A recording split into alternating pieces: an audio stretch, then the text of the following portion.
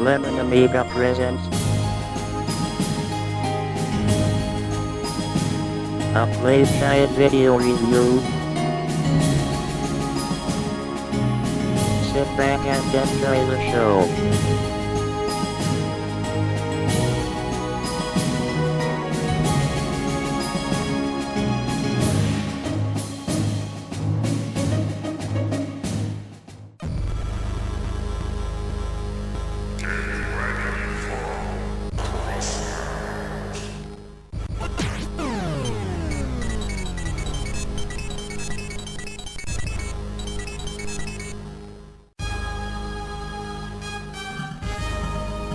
Hi there, welcome to another Lemon Amiga Play Guide and Review. This time we're checking out X Out, otherwise known as Cross Out. This was developed and published by Rainbow Arts in 1990.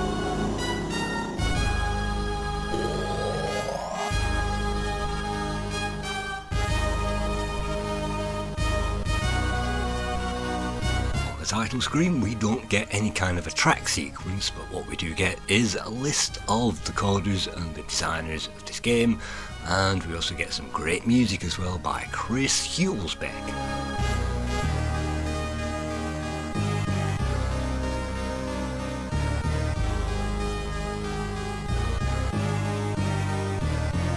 This is the very first time I've played this game. I'll be playing this one cold, having not seen or played it before ever. So you're going to find out about this game at the same time as I am, and we'll find out together.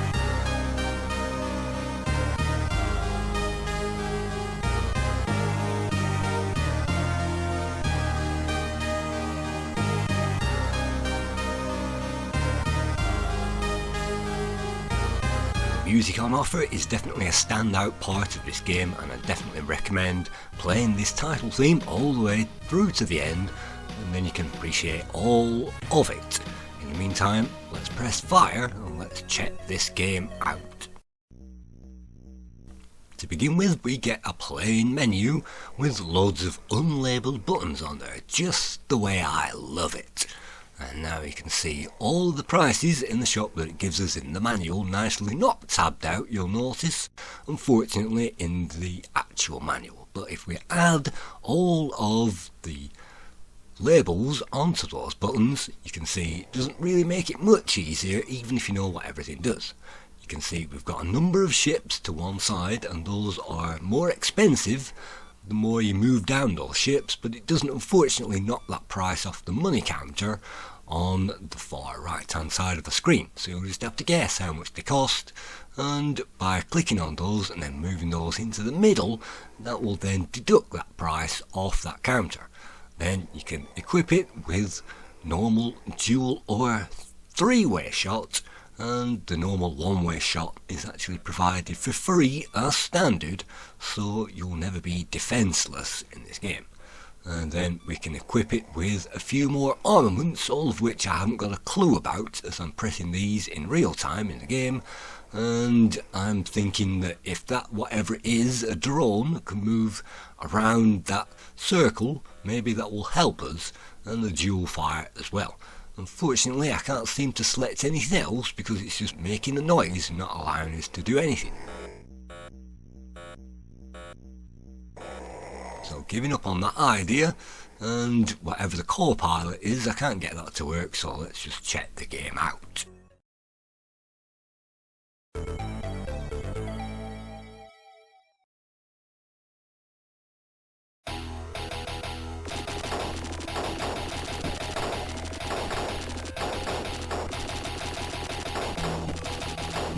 X Out, as I'll probably be calling it for the rest of this review, is a horizontal scrolling shoot 'em up, and it's a bullet dodger, and we play as some guy taking on the universe, taking out all these enemies.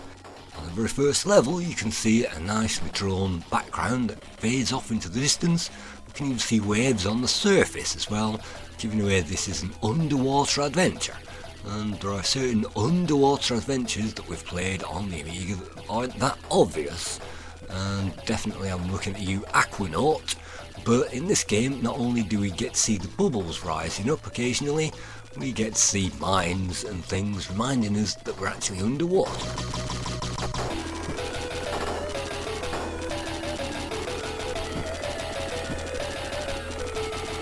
Occasionally we'll find a mid-level boss, and if you contact that with any part of your ship, then that will blow it up instantly. That will take us on to the high score table, where we didn't get enough, unfortunately, to gain a high score in this game, and hence the very low rated reviews from ACAR, the Australian Commodore Amiga magazine. They gave this 67%.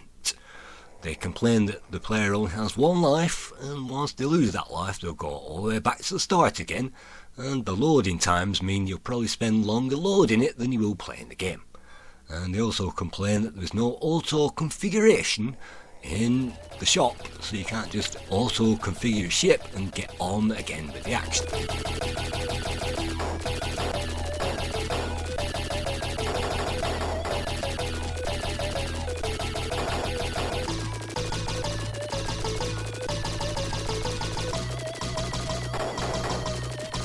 Slightly different loadout. You can see that we've got two buffers in front of us. One of those is a drone and the other one is a satellite.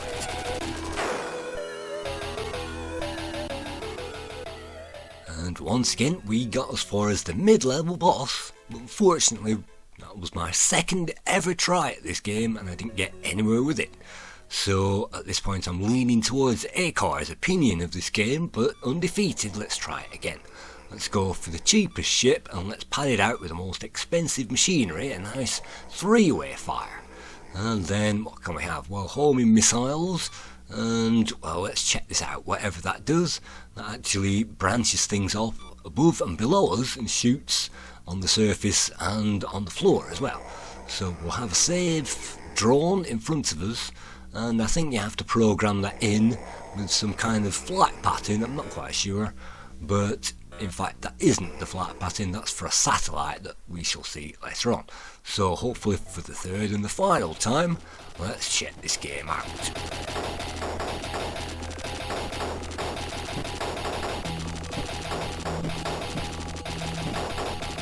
To begin with, we'll find lots of underwater enemies making life difficult for us at the beginning of level 1, and you'll find a bullet hell with occasionally one or two things appearing from behind, which robs off our energy. You can see the huge energy bar is listed at the very bottom of the screen, and you can see one arrow there. I think that just means that we've got one ship. This is the one ship that we're using at the moment, and we've got a basic score as well.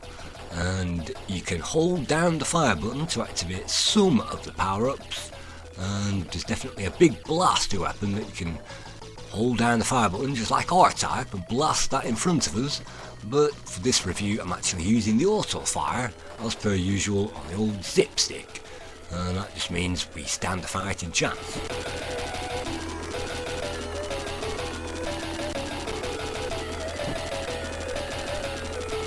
As per usual on these Rainbow Arch shooters, the very top left corner seems to be the most sensible option, because that means that you can't get hit, and this mid-level boss just proves that philosophy down to a T. So we've got that, and then the second part of the boss is you need to shoot it while it's descending.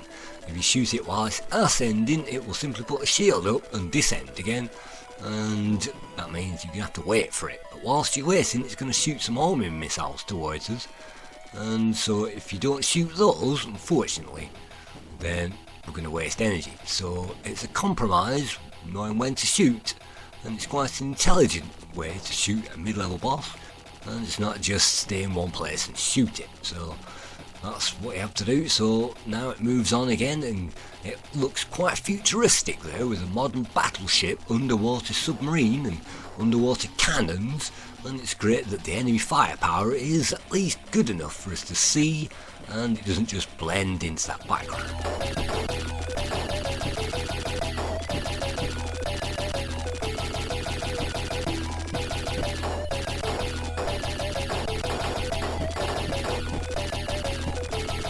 Little robots you can see will wander all the way to those pressure pads on the floor, and once they hit those they'll then launch missiles towards us. And you can see this thing bouncing on the roof and bouncing on the floor as well, that pickup just means sometimes that gets rid of enemies. I've noticed it's practically useless and it simply bounces on the heads and doesn't blow much up.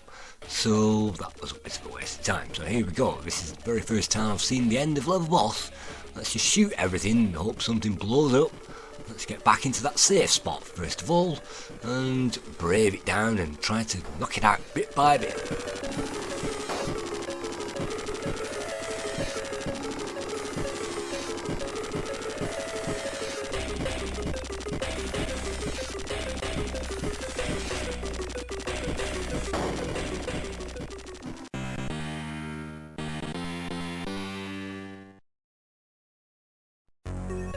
And it will give us a nice congratulations and also bonus as well for beating that level. So you can see now our money is now piling up. What can we do? Well, now we can afford to buy a second ship, and this is me trying to work out live how you're supposed to do that. So what do? Well, you click on it and put that in the main screen just like before, and that will take priority over our previous ship. That means we can then build that up and we can use the arrows up and down then to toggle between whatever ships that we've bought. So let's just buy this one, and that means it will come as stock, it will come with nothing in it. And at this point it might be a good idea actually to sell off the weapons of our previous ship and to upgrade it. With this minimum ship you can only have maybe 4 items around it at any one time, and once you've picked those 4 then that's it. But with the bigger ship I think you can have at least 6 around, and that really expands our capabilities as far as firepower, and maybe definitely if you've got the 3-way spread. So what I'm actually doing is building a backup ship at the moment. It's got 2-way spread, a drone and a satellite which moves up and down, and it sounds like that I can't afford anything else, and really it should highlight X out when you can't afford anything else, and it saves you clicking on everything incessantly. But that isn't happening, so what we're going to do is transfer our priority to our first ship again, because that's got a 3-way spread, and we'll save our backup ship in case we get blown up. That's definitely my priority at this early stage of the game, and there's definitely bigger and better tactics than this. But let's check it out. Let's move on again to the first time I've seen level 2.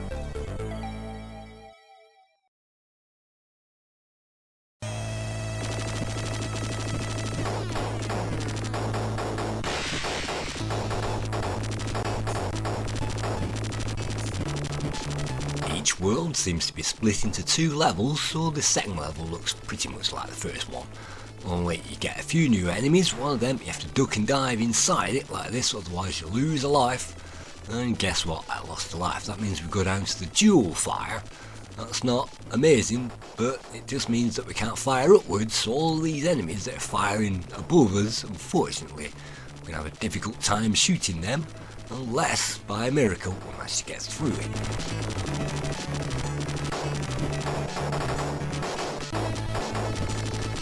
At some points, using the standard 000 processor, some of the action slows down, and I always appreciated that in a shoot 'em up. And where am I going now? It looks like we can rise back to the surface, and it's a great thing when the level opens up again and we can explore it, but I'm just taking my time at the moment. Oh no, this looks like a big wide open area. That can only mean one thing, the boss.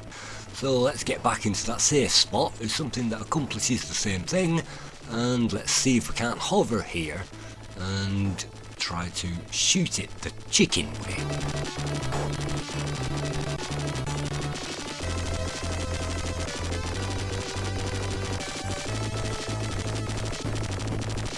This game was coded by Heiko Schroeder, and his only other game on the Amiga was Toltecia, which I've no idea whether that has anything to do with the Toltec Empire, but that seems to be lowly rated on Lemon Amiga.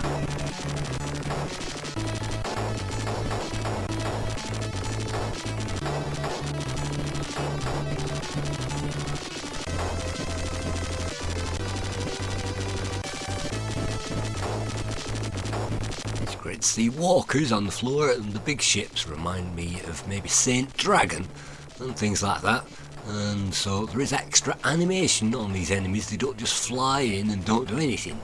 There is actually animation going on, hence all the stuttering, but I always appreciated that in one of these games because it just gives you the reaction times to do something about it. And if there wasn't any stuttering, it usually means that you're heading towards instant death. So I definitely appreciate that, and that's definitely why I'm not playing this on the authority as usual. Here we are on the second level boss.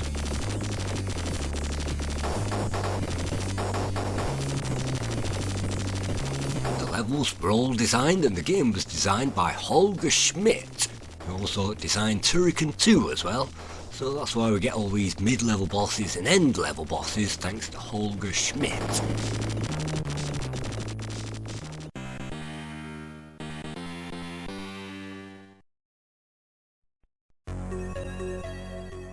Now we get a times 3,000 bonus, times 2, whatever it is. Why can't we just say 6,000? I've no idea. But we got destroyed. What can we do now? Well, we've got some more cash. So the first thing to do is to buy ourselves an extra life. But what I'm actually going to do is I'm going to try to sell or swap this over, and we'll get a part exchange for now selling it off, hopefully, so that the triple firepower doesn't quite cost us as much. And I definitely think that works in this game. So that's one thing in our favour in the shop. We can sell off all our old equipment. What do I want to do right now? Well, we could afford the better ships and the bigger firepower, but what I'm actually doing is armadilloing these out so that they're basically as strong as I like them to be for as much as we can afford. And that means if we get blown up, then firepower will be replaced with similar firepower. And then, well, we've now got the triple on the main one again. It's got the similar armaments that we like. And all these other ones, again, you have to hold down fire for the shield and for the smart bomb and for the fire, for the flamethrower and everything else, so I don't usually bother with them. The homing missiles are pretty weak, so I don't bother with them. And you've seen the thing that drops above and below, that's pretty weak as well. So the only thing that I definitely recommend is the drones that you can see on the very far right panel, and also the satellites as well that you can see with all those circles on the far right panel. If you deck the ship out with tons of drones and satellites, then you should be protected from almost every angle, although I noticed that none of them fire backwards.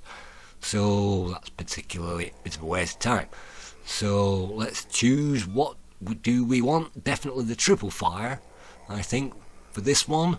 And can we afford anything else? Well, apparently not.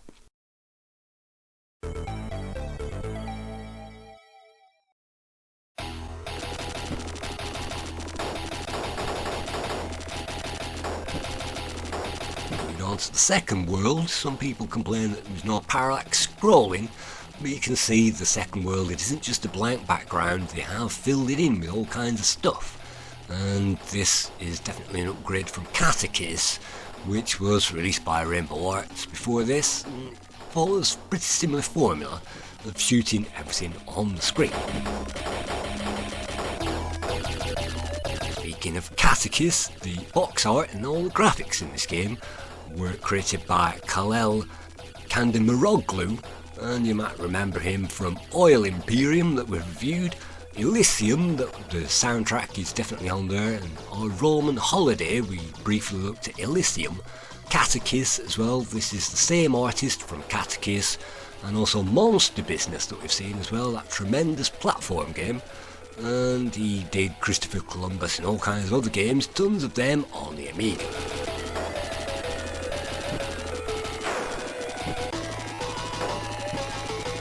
At the moment I'm getting blown up by what looks like the Starship Enterprise, and now we're being attacked by worms, and these worms are a menace. They'll mirror our every manoeuvre, and unless they move off the screen and you can leave those behind, unfortunately they'll follow us. And these grabbing things, you'll have to shoot them in order to blow them up, and if you don't shoot them quickly enough, they'll jam up our firepower. So that's my first proper ever play of this game. I managed to get this far, and that means that we get our name on the high score table.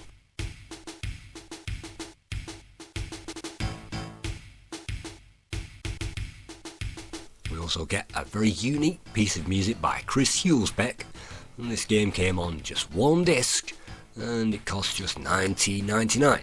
so that means that this is packed to the rafters, and some magazine reviewers definitely praise this for having tons and tons of graphics and music. Skipping forward in time, this is my second try, so let's load the ship out, and this time, well, we've skipped forward. It looks like we've got the biggest and best ship to tackle that same level again, and we've got this electricity power up that will basically power up these two satellites you can see, and that means that they'll fire energy bolts, and we've also got the best three-way firepower.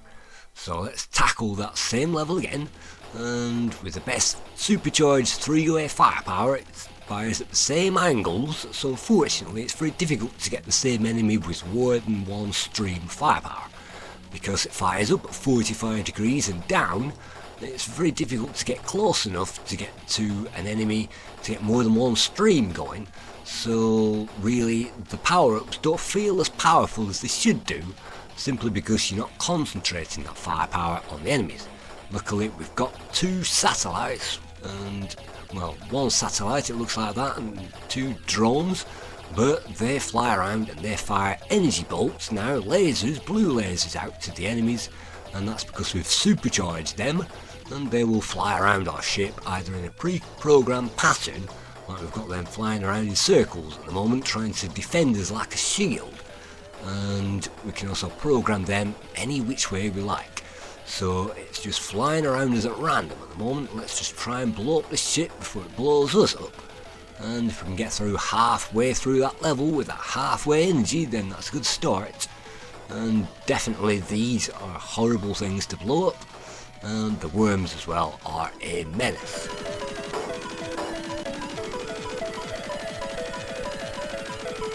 So the music created by Chris Hulsbeck, and definitely he created tons and tons of game music for Rainbow Arts. Checking out the scores, Acorn gave this 67%, Lemon Amiga is the next lowest with a stingy 75%, Amiga Format gave it 78%, The One gave it 79%, Amiga Action gave it 81%, Zap gave it 84%, Joystick gave it 85%, CU gave it 86%, The Games Machine gave it 89%, Dator Mousing gave it 90%, Generation 4 gave it 90%, Amiga Computing gave this 90%, Amiga Joker gave this 91%, saying that they loved the music, it's brilliant and entertaining. So a massive Amiga Joker score, and Zero gave this also 91%, and Ace gave this the highest score with 93%. That means the average is 8.5 out of 10. Thank you for watching this play guide, and I hope to see you again sometime soon. Thank you.